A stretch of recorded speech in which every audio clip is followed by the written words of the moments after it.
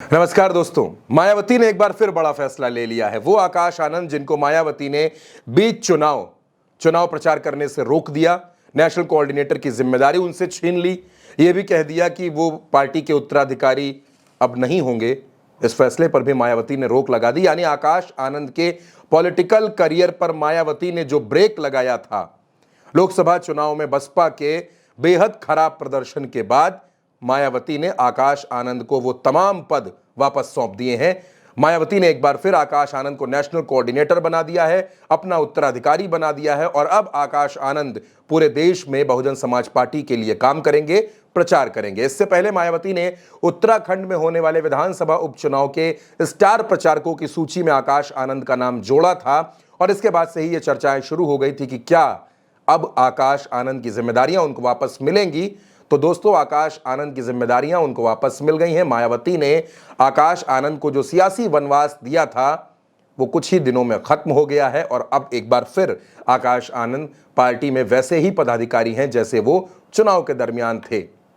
लेकिन आखिर ऐसा मायावती ने क्यों किया था, उसके पीछे तमाम तर्क है। लोगों का कहना है कि मायावती आकाश आनंद के कुछ भाषणों से बेहद नाराज हो गई थी और वो इतना नाराज थी कि उन्होंने आकाश आनंद को सजा देते हुए कई पदों से हटा दिया और यह कहा गया कि आकाश आनंद अब कहीं भी चुनाव प्रचार नहीं करेंगे, किसी भी मंच पर नहीं जाएंगे। लेकिन दोस्तों, इस बीच मायावती ने एक और बड़ा फैसला लिया है।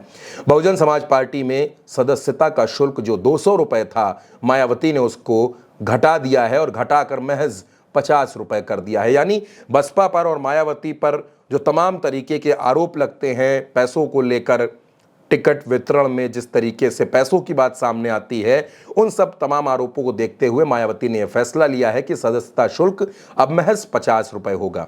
दोस्तों, उत्तर प्रदेश में मायावती की पार्टी को 2024 के लोकसभा चुनाव में एक भी सीट नहीं मिली और वोट शेयर दहाई के आंकड़े को नहीं छू सका।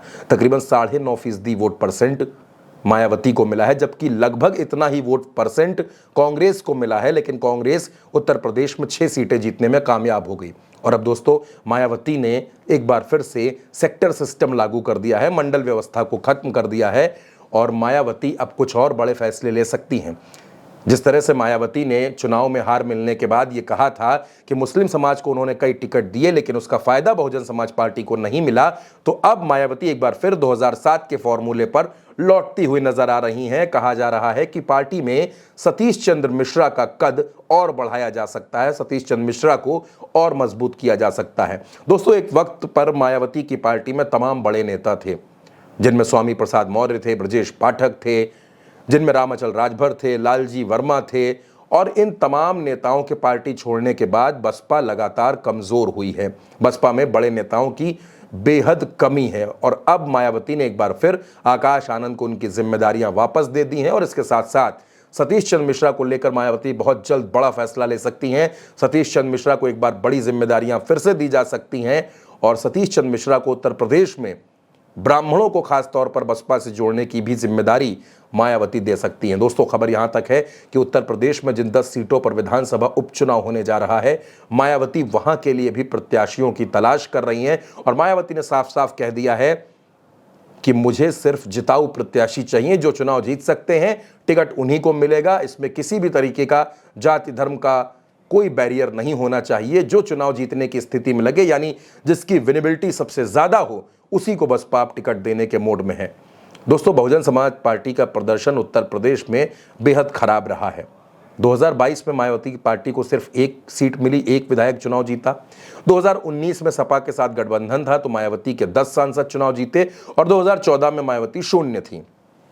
2024 में भी मायावती शून्य है और अब 2 से ढाई साल बाद उत्तर प्रदेश में विधानसभा का चुनाव होना है। ऐसे में आकाश आनंद के सामने अब सबसे बड़ी अग्नि परीक्षा तो विधानसभा चुनाव की है, लेकिन उससे पहले उत्तर प्रदेश में जिन 10 विधानसभा सीटों पर उपचुनाव होना है, उसकी भी जिम्मेदारी आकाश आनंद के कंधों पर होगी। अब आकाश आनंद और सतीश चंद्र मिश्रा मिलकर मायावती को कितना फायदा पहुंचा सकते हैं, बसपा कितना ऊपर जाएगी, ग्राफ कितना बढ़ेगा और क्या मायावती इन 10 सीटों में से कोई एक सीट भी जीतने में कामयाब रहेंगी, इसकी पूरी जिम्मेदारी आकाश आनंद और सतीश चंद्र मिश्रा के कंधों पर होगी। फिलहाल आपको बता दें, मायावती ने बड़ा फैसला लिया है। आकाश आनंद को फिर से उनकी जिम्मेदारियां सौंप दी गई हैं, यानी उनका जो सियासी वनवास था वो खत्म है और अब आकाश आनंद एक बार फिर पार्टी के मंचों पर, पार्टी के कार्यक्रमों में नजर आएंगे और उनकी भूमिका, उनकी जिम्मेदारी वैसी ही होगी जैसे पहले हुआ करती थी।